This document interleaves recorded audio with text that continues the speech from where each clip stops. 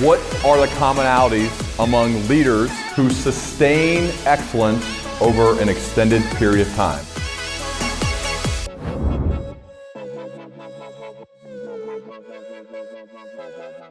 Carey, it's great to see you, and it's been a few years. I know we've chatted a little bit, message in between, but wow, it's fun to follow your career and everything you've accomplished even since we last talked. So welcome back to the Learning Uh, Leader Show.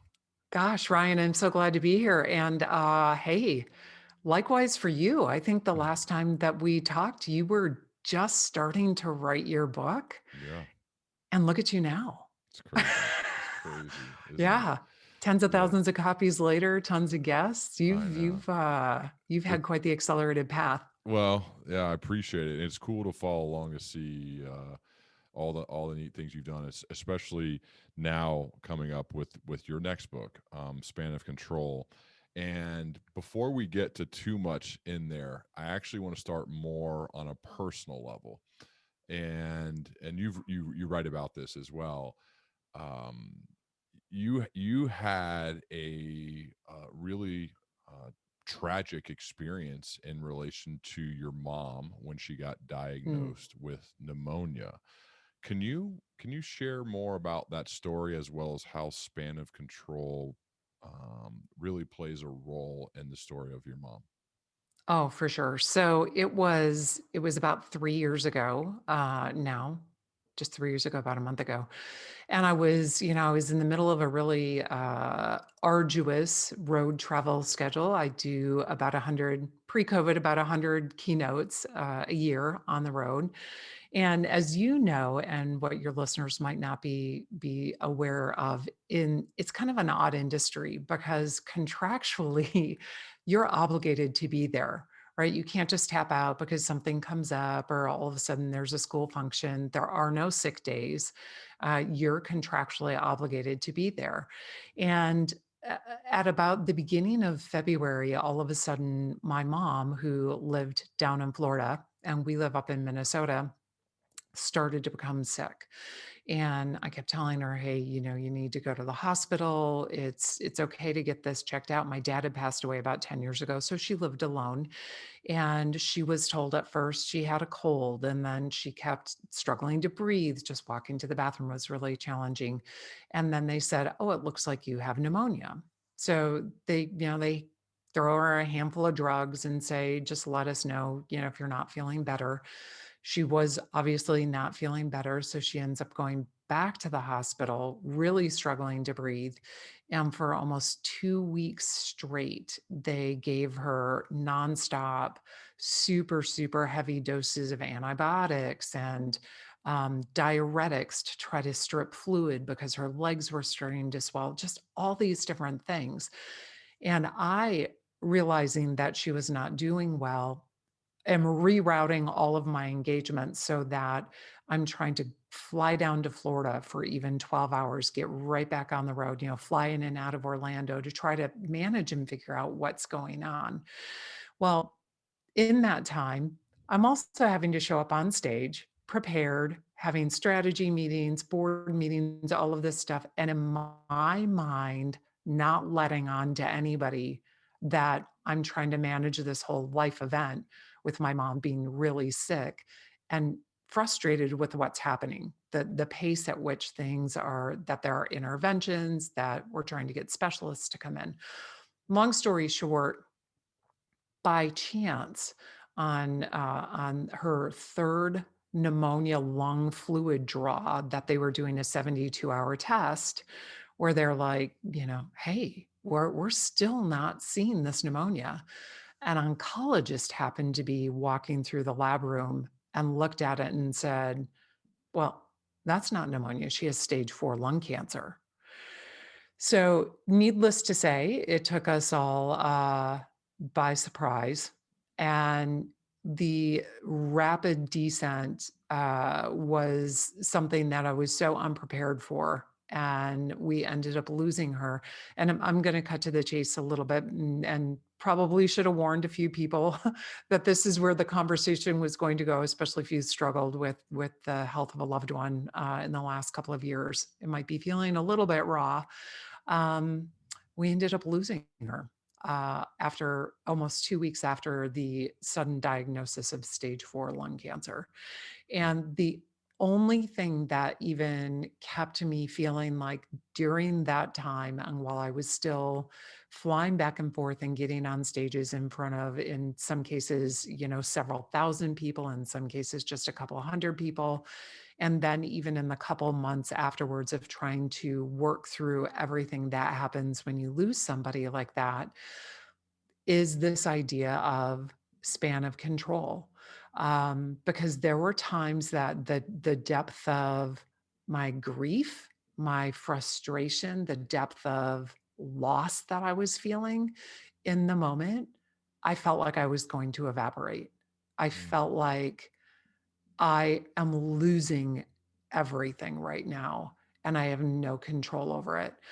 So I had to really work really, really hard. And when I say work, I mean, during that time, during one of those times, about 3 weeks before, or about 2 weeks before my mom passed, I was at an event in Las Vegas. I went to a highly regarded tattoo parlor, I should say artist, I suppose that's the better word for it. And I actually got a tattoo that my daughter had designed that are the initials SOC and span of control. And obviously, I'm on stages. Tattoos in some circles are still a little like, what is that crazy person doing? But it's super decorative, it's small. And for me personally, if I extend my arm, I know what it means. It is span of control. And it is a grounding reminder that is, not just a fancy word in Sanskrit or some pretty phrase. It was an anchor, a guide, a reminder to focus only on what I can control and to stay very present in the moment, or 100% I would be blown off course. Um, and honestly, I think it's a thing that got me through, not to the other side of that incident, because when you lose somebody you care about, I don't think there is another side of it.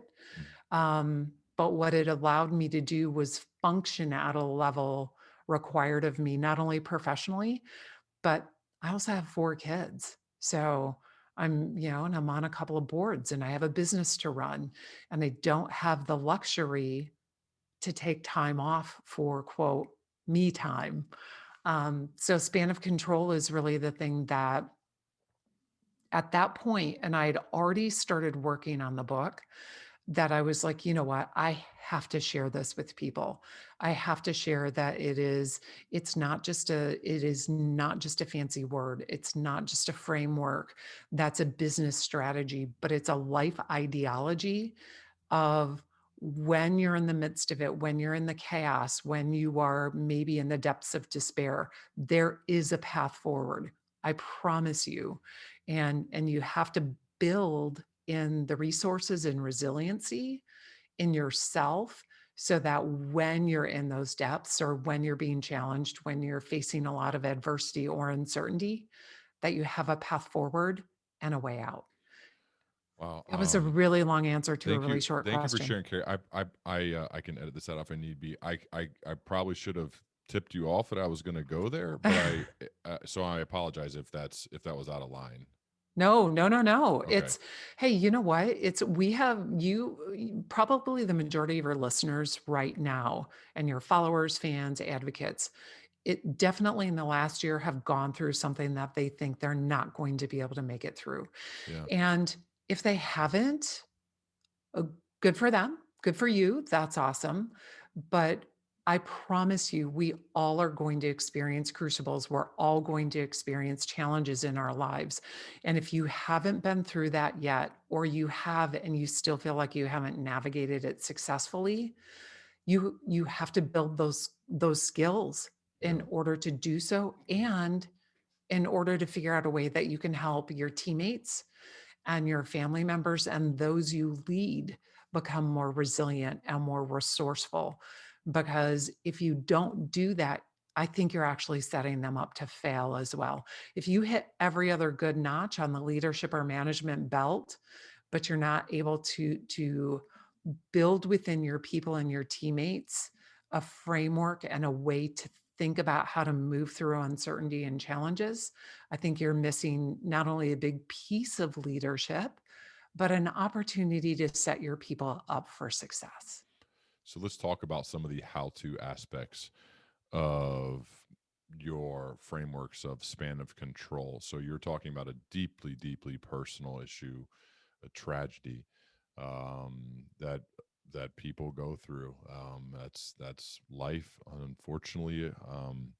As part of what we have, people have gone through some tragic things over the past year, especially. But it's things like this are going to happen to all of us. What are some tactical steps, or at least ways to first think about this, and then we can get tactical after that? First of all, to say, okay, span of control, span of control. I remember Carey has that tattoo right on her wrist that her daughter told her she went to the parlor or the artist in Las Vegas Artist. to get it. And so, like, I'll be envisioning this, Carey, just so you know, like that will be my picture. It will be your wrist tattoo. But what are some of the let's get the framework set, and then let's get tactical for those who are dealing, or I think too, to help people be prepared for when the adversity strikes, because that's inevitable. If you're going to live, is that adversity is going to strike. Let's help people be better prepared for it when it does. So how does it, let's lay out the framework initially. Okay. So, uh, as you know, I'm a fighter pilot. And Mhm. although we work in a really complex, really sophisticated environment, we are constantly striving to clarify the complex so that we can operate in really sophisticated environments effectively. And in order to really solve the problems that are raised by chaos, change, and uncertainty, or to make those commitments and goals that we all have a reality, Mhm. we're going to have to learn how to identify our priorities. Right. And this isn't some fancy schmancy spreadsheet or super complex app, but we have to be able to identify our priorities so that we can find focus that allows us to then navigate our obstacles. So it's three things. When we're talking about span of control, this isn't the typical business org chart perspective. So set that word baggage aside. This is about what you can control. So the first thing is we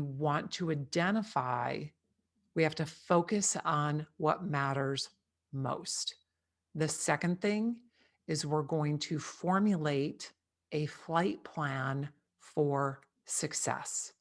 And the third thing, and this goes back to something that I covered in my first book, is having that framework of prepare, perform, prevail. How are we going to plan? How are we going to execute so it's predictable? And then how do we debrief? This is all about, okay, how are we going to establish a flight plan for success? And the third thing is we have to make sure we're communicating what's possible, not only for ourselves, but for those we lead and for our teammates. And we're always going to want to do that in a way that's concise, precise, clear, and consistent, as in less words are better. Right? This is not the time to do some highfalutin word salad garbage that somebody told you was going to be really effective. In part because, and I just want people to think about this one key bit of scientific research, that all the science shows us everything that we're talking about with span of control is based on not only pulling in layers of research and science, but this is one checkpoint I want people to remember. When we are under extreme stress and duress across the board, people will forget 80% of what you tell them. Now, that's a foot stomper because as leaders or as managers or as parents, we think, I have told my team this 5 times. I've sent them this email 3 times. Well, if I don't know, math is hard, but if they're already forgetting and it's literally as though they have not heard 80% of what you've said, that means you're going to have to continue to not only net the message down very clearly, but repetition, repetition, repetition. And you're going to have to be patient when you're doing that and not get frustrated, not get panicked, not get overwhelmed. The reason I think it's important right out of the gate to share that 80% science research is because then you go, oh, well, it's not just me. Right? Or you think about your kids, you're like, I've literally told them 10 times. Well, if you put the 80%, they've forgotten 80% of what you've said. Actually, to them, you've only told them 2 times, not 10 times, right? So all of the rest of this, and when we think about the rest of what we'll talk about today, just remember in times of stress and duress, people do not retain 80% of what you're telling them. How did So that? take a So, breath. Carey, I'm curious Mhm. from your military background. It feels like I wasn't there. You were right. You're trying to land in a Tomcat, right? Is that an F-14 Tomcat? Yes, That plane, yes. right? You're trying to land that in the middle of the ocean on was it 300 feet? Is that what the distance, the Yeah, just size of a aircraft carrier? And uh, so you're doing that. That's very stressful, I would imagine, right? You have the greatest hero image of any website of all time, and I think you use it in your keynotes too, right? Welcome to my office with this fighter jet sideways looking down at the aircraft carrier. Literally the coolest picture ever. Um, and that seems very stressful. If you're forgetting 80% in those moments, and other times, like you're in combat, you're in all these situations. So, what would you take from that experience, knowing that people don't remember the majority of what you're being told when you're under stress? For let's keep that in our mind because that's your experience with the person who's currently the VP of sales at a $2 billion company, and he or she is running a division, and they're kind of on the edge of hitting their numbers or not. It's mhm, really stressful, mhm. right? They're getting a bunch of pressure from up top. They're getting some pressure from down low with just daily issues. What advice do you give to the person in that position with that stat in mind? So that's a great question. And I will tell you one of the things that I've had great success with in the last 15 years of doing a lot of not only strategic planning, but high level director, C-suite executive coaching. One of the first things, one of the first exercises, if you will, that I always have people do is I tell them, for the first 30 days, I want you to do something every morning before you turn on any electronic device, whether that's your, iPhone, your laptop, anything. Grab a Post-it note and a fat Sharpie marker and write down your top 3 most important things. And as you can imagine, I don't even get to finish that sentence half the time. And people are like, whoa, whoa, whoa, whoa, whoa. You don't understand. I've got this, I've got this, I've got, a cybersecurity issue, I've got supply chain issues. And next thing you know, they've listed 17 things and they're already sweaty and getting twitchy. And I'm like, I understand that. I understand that.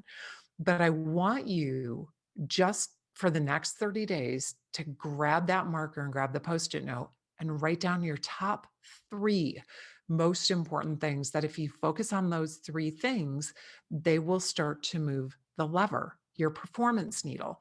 And why I do that and why I have them do that is because, again, everything that we tried to do, we tried to net down what are very sophisticated, fast changing environments that in the heat of the moment, in those times where everything has gone sideways in a handbasket, that we're still able to operate effectively, that when it comes again to the brain science, your brain can only manage about 5 things plus or minus 2. So if you think about that, type A people generally think they're really good multitaskers, which is already BS right out of the gate. There's actually no such thing. But if you look at again the blanket of brain science saying that we can generally manage 5 things plus or minus 2, The -2 happens when you're under stress. So where does the number of 3 come from? It comes back to the science. What did we do in the airplane when I'm coming aboard the ship? It's meatball line up angle of attack, right? Inside of a quarter of a mile. So Say if that I'm again. all Can you? I saw we you oh, I'm write about sorry. that. I know I said this really fast. I love it. Go ahead. What is that? So we call it when you're inside of a quarter of a mile, and think of it at night, pitching deck, you're sweaty, you've got adrenaline, you can't see anything, you can't tell the water from the sky. Maybe you just lost a wingman. Inside of that last 10 to 12 seconds, we are focusing on 3 things and 3 things only. Meatball, we call it the meatball. It's the orangey light that tells you how close you are to your optimal glide path. Lineup, because the lineup on an aircraft carrier is critical. You can't drift. The ship's moving, it's pitching, it's heaving. The back end might be moving away from you, but you have to be on so you don't hit other airplanes, you don't hit the tower on the ship. So that's the second thing. And then angle of attack. And that's essentially just your pitch angle, your nose angle, because unlike for those folks listening who most of you have probably landed in an airplane, you can feel sometimes the pilot adjusting the nose if you're coming in and it's super bumpy, say on a summer day. We can't do that landing on an aircraft carrier because you move what's behind you. You move your tail hook, which means you won't catch a wire, and now you have to go around into that dark landing pattern. Why do we focus on those 3 things? Because our attention is getting pulled in 1,000 different directions, and we have to be able to scan at hyper speed the most important things that if we achieve those 3 things successfully, we're almost guaranteed to land. If you introduce a fourth, you just all of a sudden paid attention to the fact that your engine's on fire, one of those 3 things is going to be dropped out, which means you're either going to be too low, too high, off center line, or you're going to mess with your nose, right? Which seems like, table stakes to landing. And it is, except for when you're under extreme amounts of stress. So when you back that up into the management space or the executive space, and again, you might have a list of 17 things that you think are critical. If you, as a leader, and this can mean individual contributors as well, right? I look at everybody as being a leader. You all have the ability to influence and impact within your team or your organization. If before you've opened up your inbox or scrolled Twitter or whatever your social media of choice, you are the one who's now defined what's important, most important for you, which means you will start to, usually at about day 9 and 10, pushing back and intentionally saying no to those things that are not as relevant. You will start pushing back on those things that don't drive as much value. We're all managing a lot of risk right now. And no matter your amount of tenure, no matter how long you've been in your industry, the stakes are high. And yet, the biggest threat to your relevancy, to you surviving and even thriving, is going to be your ability to focus on what matters most.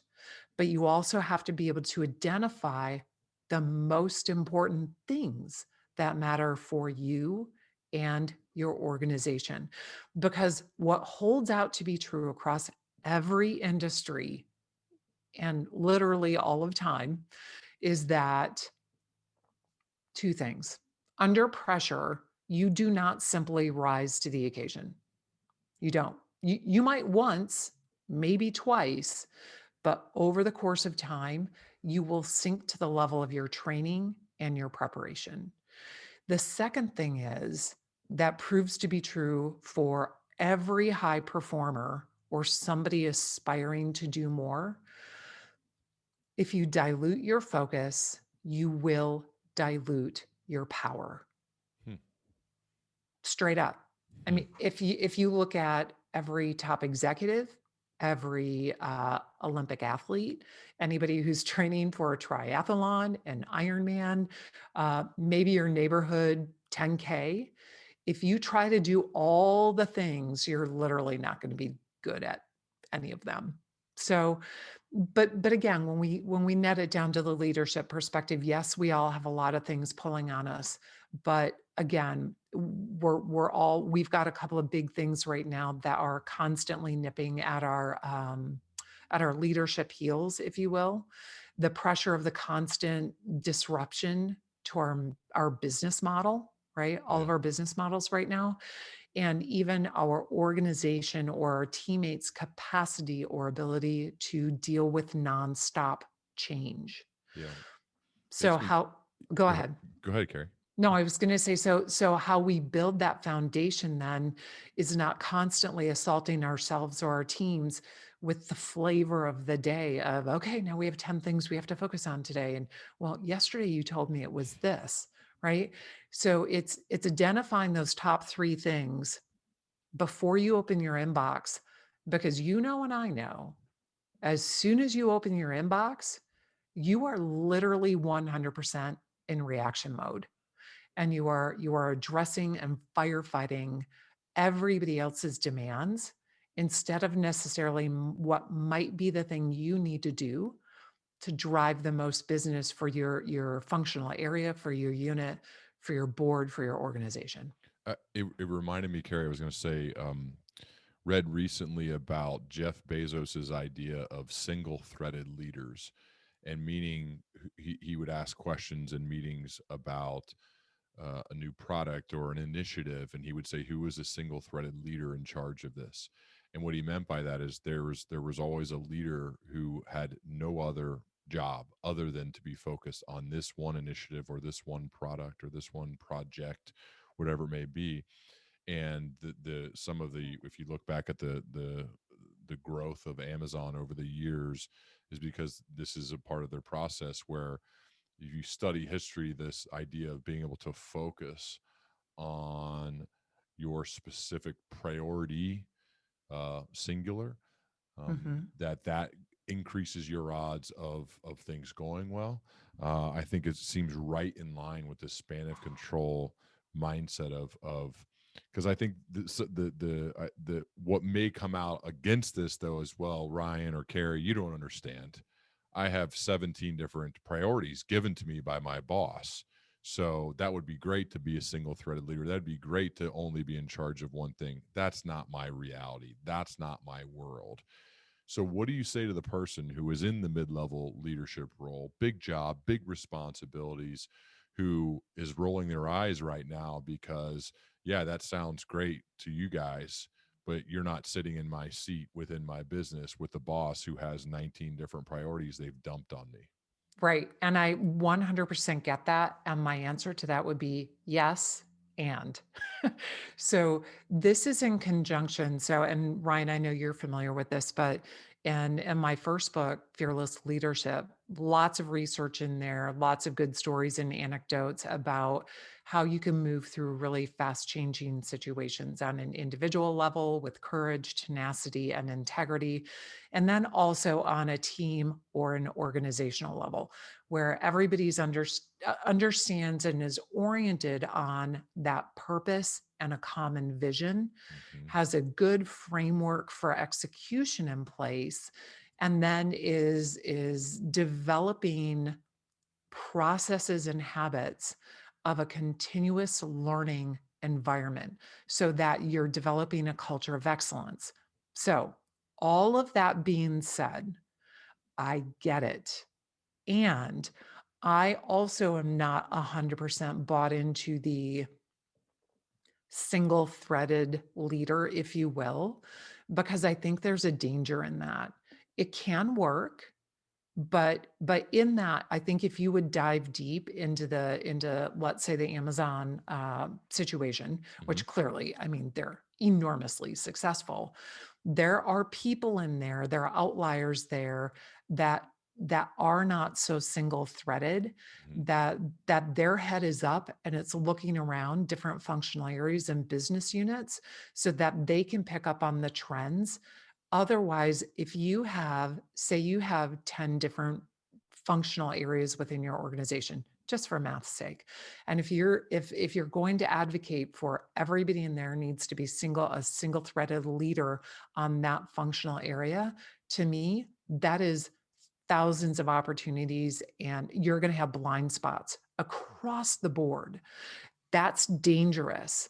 So, what span of control can do for you, and again, it's part of it brings in different pieces and ways to behave and ways to learn. And in that plan for success, is that you're also debriefing, you're also asking questions: what works, what doesn't work. The reason I say that you need to identify your top 3 things, that does not mean you put your blinders on and you shut the gate to everything else. This is my soda straw. This is all I'm looking at. No, no, no. This is what I'm going to. Carey said I don't need to look at anything else. That's not what I'm saying. It's not realistic, and you'll set yourself up for failure. But it is about being intentional, about being reflective, taking enough time to be able to be reflective on what actually matters. What is the most valuable work you should be doing, so that you're not in 100% reaction mode. So you're not simply responding to all of the asks that are coming towards you, so that if your leaders or managers or executives, and whether you're one of them, or again, whether you're an individual contributor or a middle manager, if that purpose and vision aren't clear, then by identifying what you think are your 3 most important things, as somebody continues to dump a wheelbarrow full of tasks on you, you can hold up the email, you can hold up your paper, and you literally can say, this is what you said, this is what we agreed was the most important, most valuable work. If you want me to also do X, Y, and Z, and A, B, and C, then what do you not want me to do? Now, the majority of people, the majority of leaders, when they get that sort of up channel pushback or insight, will go, oh, you're right. Do you need more resources? Or I hadn't thought about that. Set this aside and go hard on this. Now you have a mutually agreed upon, maybe it's a new target, or maybe it's a couple of single focus targets. But when you've identified it and when you align it to that vision and purpose, again, it does allow you to push back up the chain and say, we've agreed that this is what is most important, but now you're telling me to do X, Y, and Z. I don't have the time, or I actually don't have the resources to get this done. What do you want me to do? Now, you might have the leader so that it's like, I don't care, figure it out. And then you're going to have to, at some level, risk manage that, if you will, and figure out what can you do the best, right? There will be that situation, but at least you've had the conversation. So I think it actually reflects being able to do this and taking the time to do that shows that you're a thoughtful manager, a thoughtful leader, because you are giving actionable feedback and pushback back up the channel, not just where all of a sudden you show up at the finish line half complete, that now all of a sudden you're surprising your boss or your manager with a job half done because you're like, dude, I didn't have the people, right? And you're like, well, you should have told me that because I could have told you not to do that other project, but that this is the most important right now. Does that make sense? Yeah, absolutely. It opens up the discussion Sure. channels I for think, sure. yeah, and what you're hitting on too is just the importance of being an effective communicator and speaking with vivid clarity with the people that you're leading and having that go both ways. And one of the things you've written about is, as a leader, you must be able to communicate the vision and translate the vision into concrete goals and achievable to-dos. Can you Mhm. talk more about this process of communicating a vision and translating the vision to concrete goals and achievable to-dos for the people that you're leading? Well, so I'm going to flip it back on you for just a second, Ryan, because you've talked to what, over 450 people Hmm. now, Yeah. right? Yeah. And I would be curious. So I definitely have my take on this. And I think probably everybody here, just to set the stage for where I think we're probably going to go on this, has worked for or worked with somebody who it's nonstop word garbage. It is consultant speak, it's word salad, it's just a bunch of either motivational, hoo-ha or completely unachievable goals. Yeah. Can you share with me really quick one person or a couple of people that after your conversation with them, you were like, "Oh my gosh, they were such specific communicators. I'm never gonna forget that." Yeah. Great question. Thank you. You know, if you actually combine being a great communicator with also having an interesting viewpoint on goals, most recently, I spoke with a high school basketball coach named Brooke Cups. Brooke's become one of my friends I met him 3 years ago, and we just recorded. He won a state championship this year.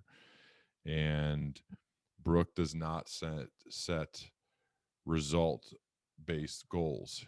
He sets process oriented Mhm. goals. So they had one goal this year, their team. This is the state champs, by the way. And he coaches at Centerville High School, a school where I graduated, where they had never won a state championship before in basketball. So, first time ever. And their goal was focused strictly on attacking each opportunity with purpose.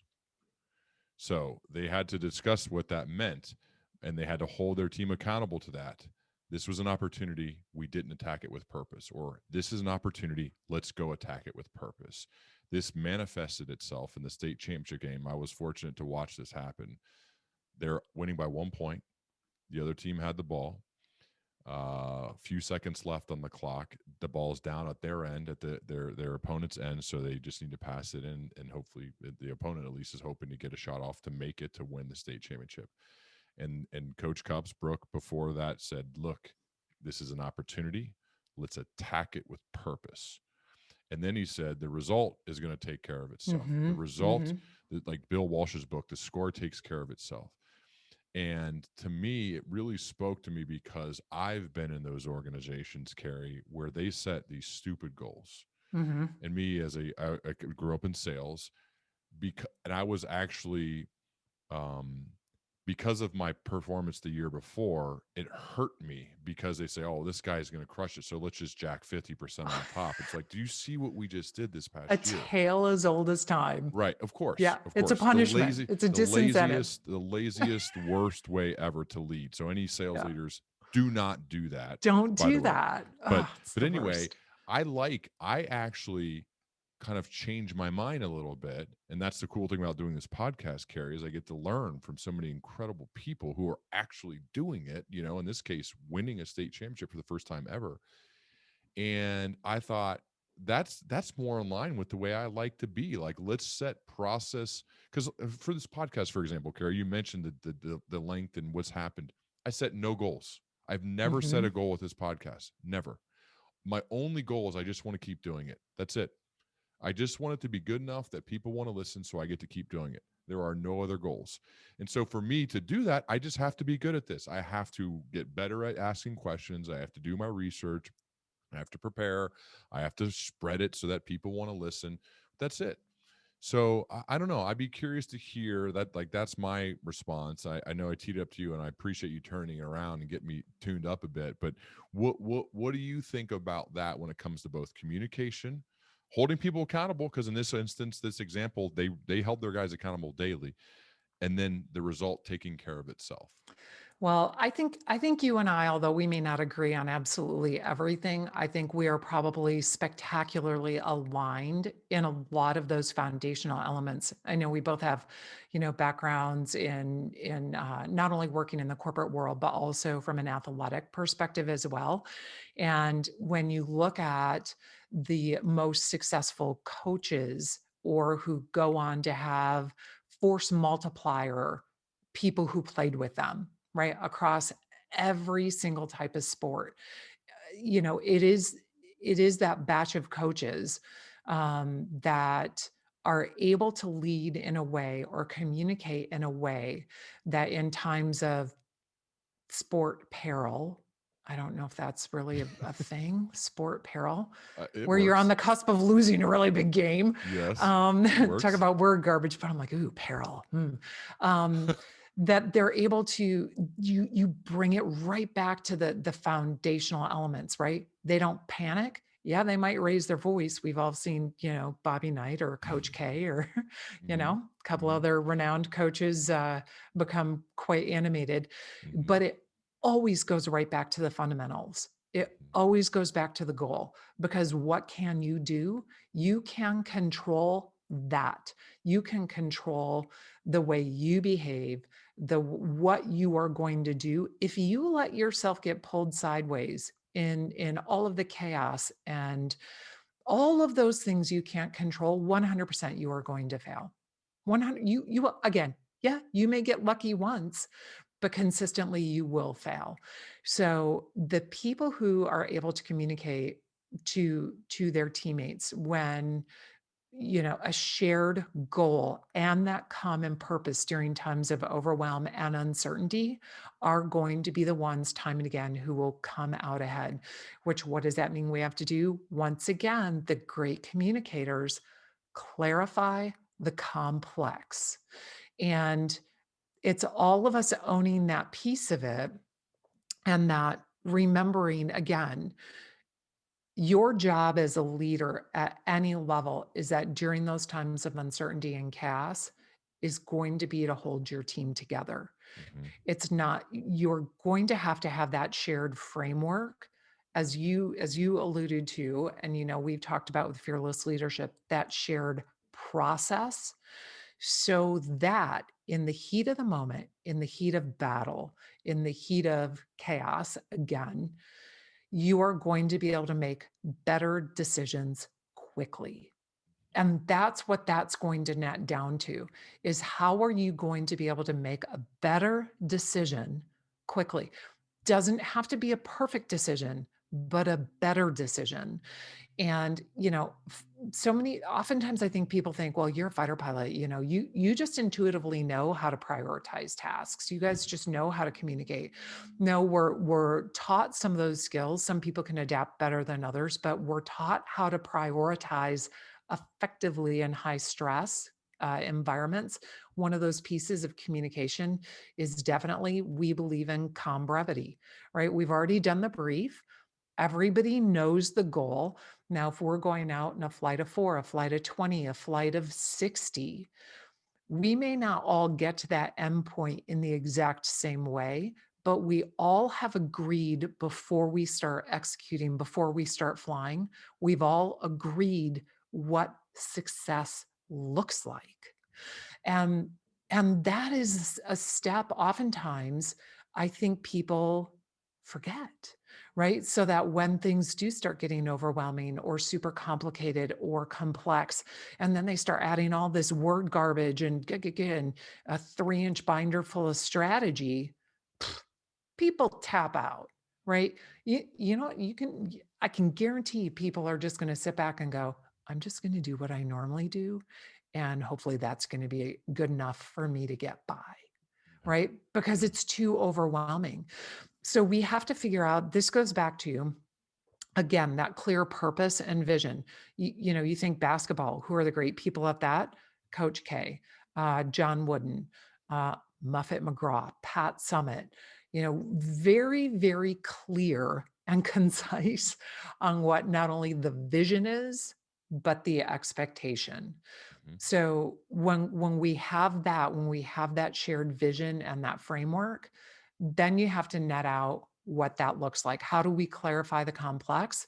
We have to be able to not only help our team deliver results and seize the opportunity, but as leaders, even though I'm giving you a super long answer, say that in as few words as possible, Mhm. Yeah. so that as many people as possible can understand it.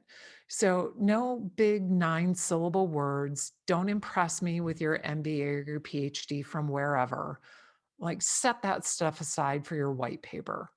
I want to know the bottom line up front. Tell me what we need, where we need to go, and let's go. So, Carrie, I want to jump back to talk more about goals and perhaps where we may differ. And then I've personally been more attracted, and this is just me, to process oriented goals versus focusing on the results. And it seems when I've done this that the results have taken care of themselves and they've been hit, whatever is needed to be hit for if I have business partners or whatever it may be. I I want you though to share kind of your thought process on goals and perhaps where maybe I'm wrong. So, I think that part of the reason here's why I think you are where you are, Yeah. and it's not wrong, but it definitely would set other people up to fail. Okay. You have enough depth and background and knowledge and a way of working that you're already doing a lot of that internally inherently, because through not only your athletic background and your success, your family's success, the deep research that you continue to do on what it takes and how you see other people being successful and what you're doing in your own life, actually that it's become habituated for you. Right. It's already a habit. For sure. So for you, although somebody might say you need a 5-year goal or you need a 3-year goal, you already have insight into what's possible Hmm. if you do the work. So you don't have to write down a sticky that says in 3 years, I want to be doing this, because you have already developed trust in the process. Right. And that's a part where a lot of people skip. They skip that. They just want to get right to that life hack. They want to get that end result. They think, if I make $500,000 a year, I'm going to be successful. If I close this one account, my life will change and I'll be successful. And you know what happens half the time? They get there and now all of a sudden they're like, now what? Yeah, or those are like title based goals. I'm going to be a VP by Yes. age X. Yeah, and then Yes. you get it like, And yeah, either one of two things is going to happen. You're going to get there and you're going to be dissatisfied, or you're not going to get there and then you're going to flounder and completely fall off course right, because you haven't learned to develop a respect for and a love in the process. And this goes back to those foundational elements that we were talking about earlier about, you know, making sure you get the basics right. And I think we live in a culture right now that too many people are skipping over the basics. So you actually have to be able to have a framework, at least to start from, right? To have those inspiring goals, to write them down, to make sure that people are aligned on them. And then, if you will, to, it's one of the last steps in my goaling steps, if you will, to make sure that you have an action plan. hmm, Now, you already have that. You personally already have that because in part it's become habituated. right, You know you're going to do the research. You know you need to do this. So you already have an internal mechanism that's an action plan that simply now you don't wait to feel like doing it, because you already know your mood's going to follow action. So on the days you don't feel like doing it, you show up anyway. right. And then you find that one thing that sparks you to continue. And you know that if you trust the process, the results come. Yeah. I think It's it's a guaranteed. part But of it, most people don't have those foundational yeah. skill Do you sets. think part of it though is because I love it? Like, Well, I, you know why you love it? why? Because you see progress. For sure. For sure. I think, but some people have jobs or have things they do that they don't love. They do it because they need to support their family. They need to Hey, make a, you know what I mean? we most of us have had that job Right. before. For sure. And for those of you who find yourself in that situation, I am here for you. I get it. And I am sorry that the motivational psycho babble Instagram set has told you, if you find what you love and you know your purpose, you're never going to work a day in your life. That is such a load of tripe. It's making me sweaty right now. That is the worst thing ever. There are a lot of things I don't like about what I have to do, but you know what? I find that one line, that one bit of research, that one bit of science, or I have that one conversation with somebody who I'm like, that's it. The other thing too, Carey, is this is a lot of work. It is absolutely work. Now, I don't view it as a job, but it is definitely work, and a lot of Absolutely. it, more so than I've ever done. Sure. But it is work that I feel the progress, that I truly like enjoy and see it. I can listen to it too. I can listen over the years. So like it is a lot of work. It's so when everyone says like you'll never work a day in your life, first of all, I think that Ugh, would be a weird life. And yeah, second, right? this is a Yeah. lot of work. It just so happens to me it doesn't really feel like a job. I've definitely had jobs. This what I currently doesn't feel like one. I don't know about you, but it's from a work perspective, no. You ask my wife or ask the people in my life, they'll tell you I work. I have Oh, to. for sure. For Just like you sure. do. Like you're getting in 100 stages a year, you're working. You're not just the Oh, time we see you with the lights are really bright that's and right. you're on video. The work that goes into each of those 100 appearances is intense, as you know. So It that's the is part too intense. that's not Right. accurate. I mean, it's certainly work. And that's what a lot of people don't see. They just see the end result. They're like, Right. I want to do what you do. How do I do that? And I'm like, well, you can learn about EBITDA. You can go into shareholder, meeting all the minutes. You can read those 65 pages when you'd rather be watching Netflix.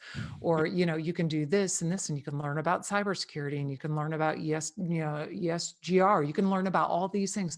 Well, and then what do you hear? Well, I don't want to do that. Right.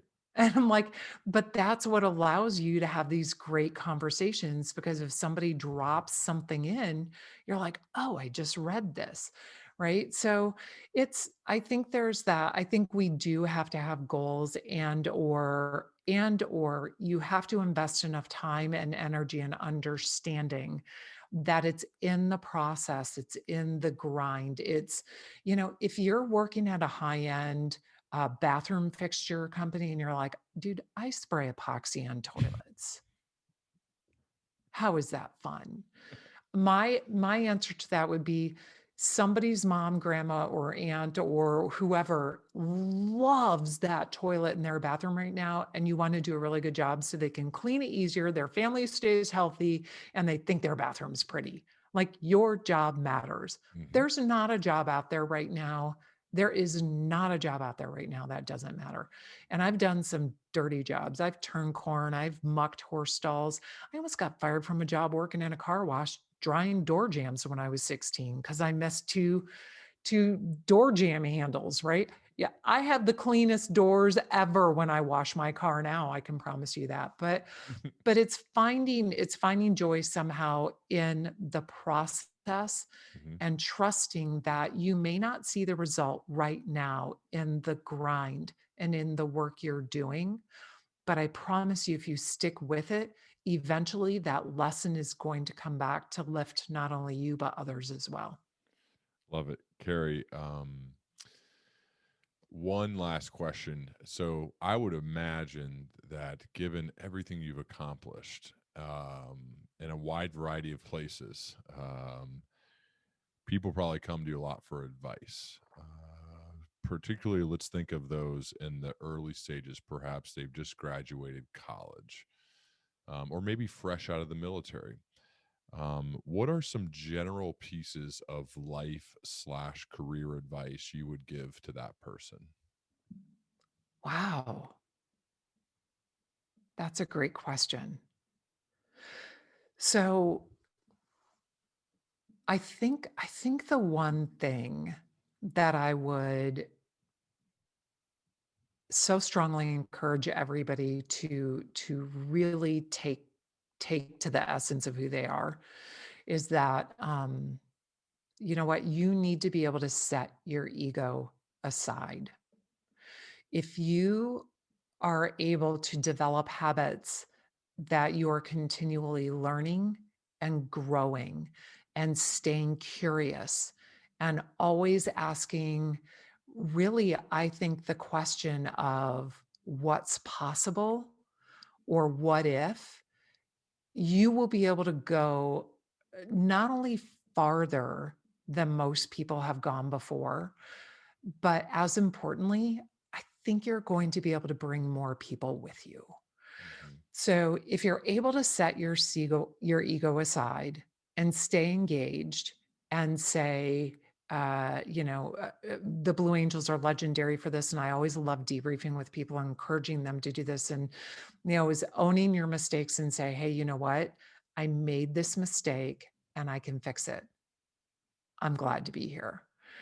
What that does is it leaves room for the possible, right?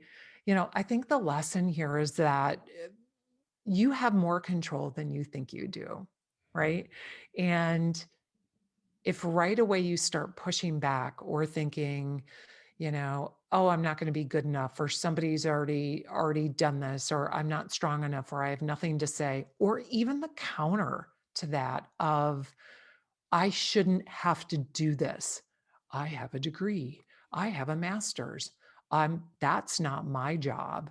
If you ever hear somebody saying that's not my job, the hair on the back of your neck should stand up, right?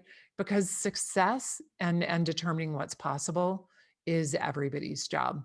So if you leave room for that and you stay humble and you're able to set your ego aside, you will be amazed at what not only what you can achieve, but the levels to which you will bring other people on that journey to success as well. Love it, Carey. Thank you so much. The latest book's called Span of Control: What to Do When You're Under Pressure, Overwhelmed, and Ready to Get What You Really Want. Encourage you to check it out. And Carey, thanks again for being here. And let's continue our dialogue as we both progress, as we have over the years. Absolutely, Ryan. I'm glad to be here. Thanks for having me again. Thank you.